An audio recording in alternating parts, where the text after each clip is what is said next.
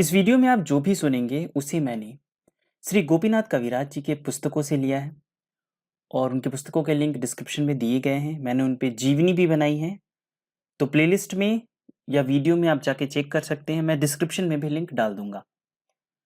तो आइए हम सुनते हैं। कालजयी तथा सिद्ध देहधारी संतों के अस्तित्व में विश्वास। प्रकृत देहधारी संतों की अनंत शक्ति में आस्था रखने के साथ ही सत्संग के क्रम में प्राप्त ऐत द्विविषयक सूचनाओं तथा स्वानुभूति के अनुसार सुदीर्घकालीन और चिन्मय देहधारी महापुरुषों के अस्तित्व और उपयुक्त आधार में प्रेरणा प्रदान के विश्वासी रहे हैं। कविराज जी के परिचितों में ऐसे अनेक संतों के वृत्त यहाँ वर्णित हैं, जिनका आध्यात्मिक पथ प्रदर्शन ही नहीं, संपूर्ण जीवन सूत्र का संचालन दिव्य देहधारी महापुरुषों द्वारा होता रहा है। कविराज जी ने अपने व्यक्तिगत अनुभवों के आधार पर इस तथ्य का समर्थन किया है। परमहंस विशुद्धानंद, केदार मालाकार, योग प्रकाश ब्रह्मचारी, श्री राम ठाकुर, कालीपद गुहाराय प्रभृति संत साधकों तथा उनके जीवन का जो विवरण यहाँ दिया गया है, उसमें इस प्रकार की अनेक घटनाएं वर्णित हैं। ये महापुरुष प्रायः अलक्षित रूप से कृपा पात्र संतों का मार्गदर्शन करते थे, किंतु आवश्यकतानुसार कभी कभी स्थूल शरीर से भी प्रकट होकर उनकी अभीष्ट सिद्धि करते थे। परमहंस विशुद्धानंद जी की स्वामी नीमानंद ने और योग प्रकाश ब्रह्मचारी जी की आबू के महात्मा ने किस प्रकार जीवन धारा ही मोड़ दी थी, उक्त संतों के परिचय में इसका विवेचन विस्तार से किया गया है। तो परमहंस विशुद्धानंद जी पे भी मैंने जीवनी बना रखा है। डिस्क्रिप्शन में आपको लिंक मिल जाएगा। करीबन मुझे लगता है 2 घंटा से ज्यादा की उनकी जीवनी है, तो अगर आप चाहें तो उसे प्राप्त कर सकते हैं। और केदार मालाकार जी के बारे में मैंने जो ज्ञानगंज का वीडियो बनाया है उसमें दिया गया है, और श्री राम ठाकुर जी के बारे में भी एक वीडियो आपको मिल जाएगा, तो आप सारा प्लेलिस्ट में देख सकते हैं। सिद्धाश्रम पे जो मैं सीरीज बना रहा हूं उसमें भी आप कुछ वीडियोस देख सकते हैं। संतों की साधना प्रणाली पर प्रकाश डालते हुए कविराज जी ने कहीं कहीं उनके भौतिक जीवन विषय कुछ तथ्यों का उल्लेख कर दिया है, परंतु इनका ध्यान साधन तत्व की विशिष्टता प्रस्तुत करने की ओर ही विशेष रूप से रहा है। अतः गंभीर एवं सूक्ष्म अंतर्दृष्टि की सहायता से संतों की साधना में अंतर्निहित तत्वों का विवेचन बड़ी हार्दिकता से किया गया है। इसका कारण है बहिरंग जीवन की अपेक्षा आंतरिक उपलब्धि को ही साधकों की परम संपद मानना। अलौकिक शक्ति संपन्न साधकों की जीवन यात्रा में घटित जिन अनेक चमत्कारों तथा विभूतियों का वर्णन यहाँ प्रस्तुत किया गया है, वे कविराज जी की निजी अनुभूति पर आधारित है, अतः उनकी सत्यता संदेह से परे है। कविराज जी अपने जीवन में जितने संतों से मिले थे, मैं उन पे भी सीरीज बना रहा हूं। तो अभी आप लोगों ने लोकनाथ ब्रह्मचारी, रामदयाल मजुमदार जी और योग त्रयानंद जी के बारे में सुना होगा। तो आगे भी मैं बताऊंगा कि वो कितने लोगों से, कितने महान संतों से मिले थे और उनका क्या अनुभव रहा। तो इसका भी वीडियोस आपको प्लेलिस्ट में मिल जाएगा, आप उसको देख लीजिएगा। इस प्रकार के चमत्कार हैं तारकेश्वर मां की रोग निवृत्ति संबंधी शक्ति, परमहंस विशुद्धानंद की सूर्य विज्ञान द्वारा अभिसिप्त पदार्थों की सृष्टि, नागा बाबा की देह संबंधी लोकोत्तर क्रियाएं, सोहम सिद्ध बाबा द्वारा देव देवियों का दर्शन, राम ठाकुर की आकाश मार्ग से हिमालय यात्रा तथा दिव्य आश्रमों का दर्शन, सिद्ध माता की काया भेदी वाणी, ज्योति जी का सूक्ष्म देह से दिव्य लोक भ्रमण, केदार मालाकार की स्थूल शरीर छोड़कर लोक लोकांतर यात्रा आदि। तो जो भी यहाँ बातें बताई जा रही हैं वो आपको आगे सुनने को भी मिलेगी।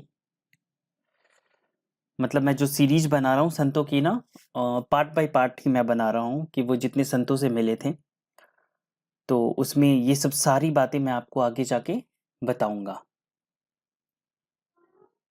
नवीन पद्धति में पोषित विचारधारा के लोग इन तथ्यों को अस्वाभाविक तथा अंधविश्वास प्रेरित कहकर अग्राह घोषित कर रहे हैं, किंतु जो अतीन्द्रिय जगत के विचित्रताओं से अभिज्ञ है उन पारदर्शी, छिन्न संशय, तथा आस्थावान व्यक्तियों के सन्निकट इनकी वास्तविकता सदैव असंदिग्ध रहेगी। देखिए, जब ऐसी बातें आती है ना कि सूर्य विज्ञान के द्वारा किसी मरे हुए जीव को जिंदा कर देना, या फिर आकाश मार्ग से यात्रा करना, किसी दूसरे के शरीर में प्रवेश करना, तो हमारा जो ज्ञान का आधार है वो बहुत छोटा है, और उस पे हम क्या करते हैं, कंक्लूजन निकालते हैं और लगता है कि नहीं, ये सब अंधविश्वास है। तो नारायण स्वामी ने एक पुस्तक लिखा है तिब्बत के बारे में, वो ज्ञानगंज जा चुके हैं। तो उन्होंने पहले यही लिखा है ना कि अगर आपको इन चीज़ों पे विश्वास, मतलब जो मैं आपको बताने जा रहा हूँ, हो सकता है कि आपको विश्वास ना हो, तो मुझे कोई परेशानी नहीं है। आपको विश्वास करना है तो आप विश्वास कीजिए, और नहीं करना है तो कोई बात नहीं। क्योंकि कुछ ऐसी बातें होती है ना, जब तक हम उसको महसूस नहीं करते, कभी-कभी हमें विश्वास नहीं होता। तो मैं भी यही कहूँगा कि अगर आपको विश्वास होता है इन चीज़ों पे तो आप आगे सुनिए, नहीं तो यूट्यूब पे बहुत सारे चैनल हैं। आप जाके कुछ और भी देख सकते हैं।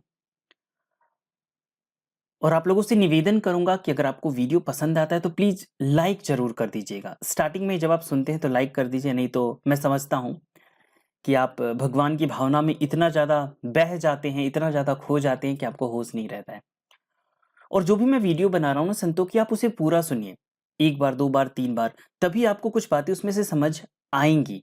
कभी-कभी क्या होता है ना कि हम कुछ चीज़ें जब सुनते हैं तो उस समय हमें याद रहती है, और फिर हम उसको फ़ॉलो नहीं कर पाते हैं।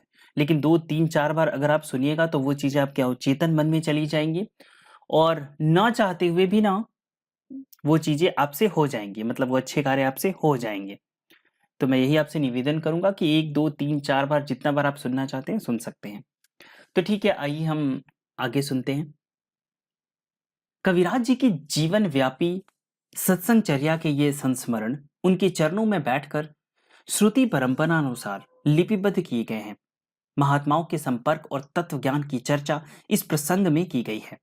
साधु दर्शन ओ सत प्रसंग नामक बंगला ग्रंथ के प्रथम भाग में 5 तथा द्वितीय भाग में 7 संतों के वृत्त पहले प्रकाशित हो चुके हैं। इधर प्रथम भाग का हिंदी रूपांतर निकल चुका है। द्वितीय भाग भी हिंदी में अनुदित होकर छप गया है।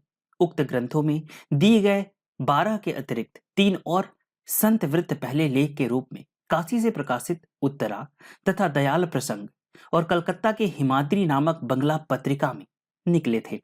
इन सभी स्रोतों में केवल निम्नांकित महापुरुषों के साथ हुई कविराज जी की सत्संग चर्या दी गई थी।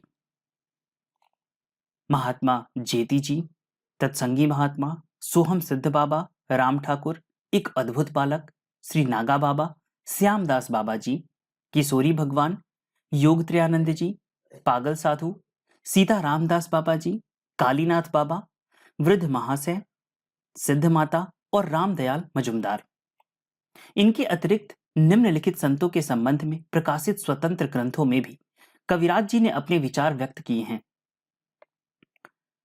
परमहंस विशुद्धानंद जी, माँ आनंदमयी, शोभा माँ, माधव पागला। इस दृष्टि से प्रस्तुत ग्रंथ में नीचे लिखे संतों के साथ कविराज जी की तत्व चर्चा का विवरण पहली बार प्रकाश में आ रहा है।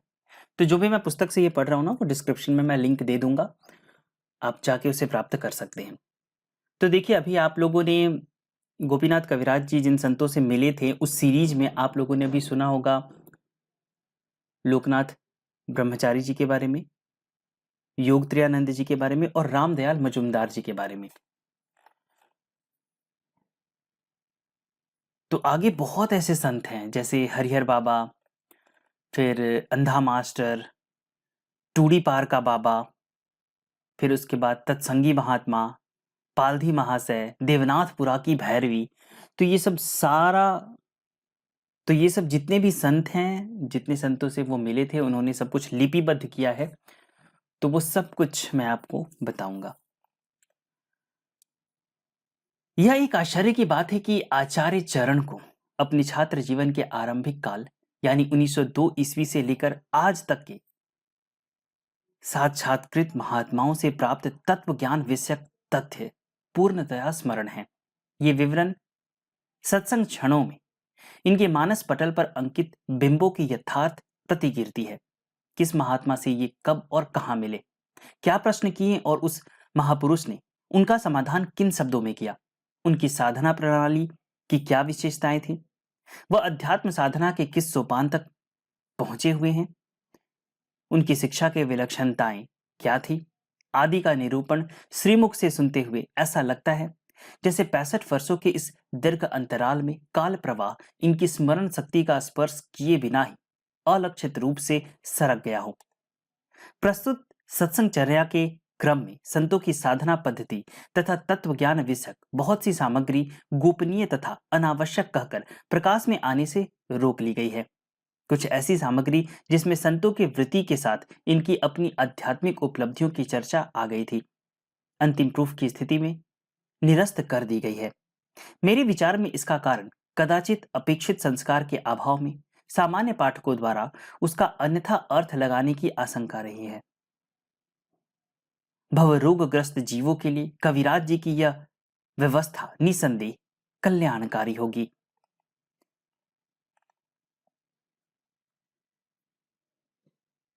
तो आज के लिए बस इतना ही। गोपीनाथ कविराज जी पे मैंने पूरी जीवनी भी बनाई है, तो आप उसे अवश्य सुनिएगा और वो किन संतों से मिले, आगे ये सीरीज जारी रहेगी। बहुत बहुत प्रणाम आप सबों को।